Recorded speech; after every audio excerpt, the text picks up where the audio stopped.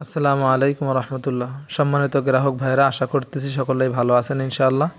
তো আজকের ভিডিওটা বানানো হচ্ছে যারা আলাপ ব্রিলিয়ান্ট অ্যাপস রিসার্চ বোঝেন না। আলাপ অ্যাপস হলো এটা।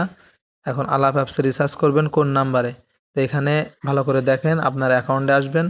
আসার পরে আলাপ তো সবাই বোঝেন, এখানে আপনি যে নাম্বার দিয়ে এই যে অ্যাকাউন্ট করছেন, ভালো করে দেখেন, এই আমার নম্বরে অ্যাকাউন্ট করা এই নাম্বারটা কিন্তু আলাপের নাম্বার।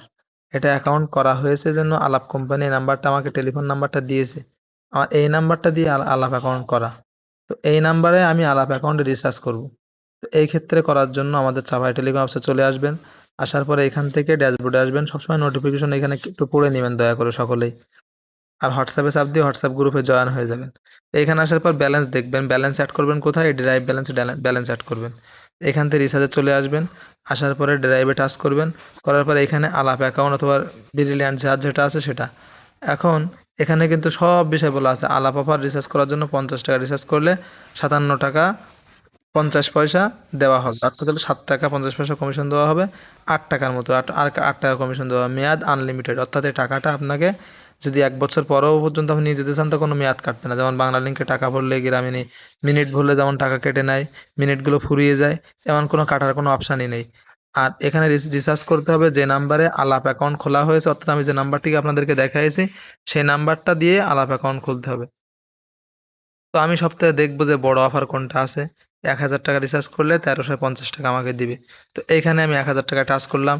করার পরে এখানে আমার যে নাম্বারে আলাপ খোলা হয়েছিল সেই নাম্বারটি দিলাম।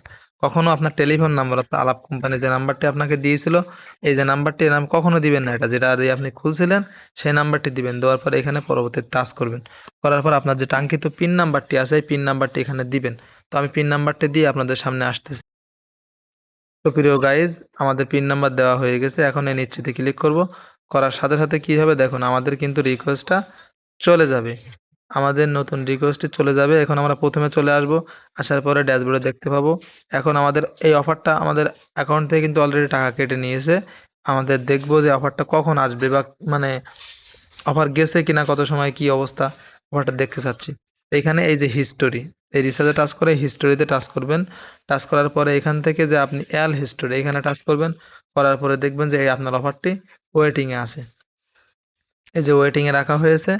এখন যখন দেখবেন যে এরকম কমপ্লিট হয়ে গেছে, কমপ্লিট লেখা আসছে, তাহলে মনে করবেন আপনার অফার চলে গেছে। আর যদি ক্যান্সেল আসে এরকম, তাহলে মনে করুন আপনার অফারটি যায়নি, টাকা রিটার্ন চলে আসছে। তো এই জন্য আমরা সকলেই খেয়াল করব বিষয়টা ইনশাল্লাহ। ভিডিও ভালো লাগলে লাইক করবেন, কমেন্ট করবেন, শেয়ার করতে ভুলবেন না। আসসালামু আলাইকুম।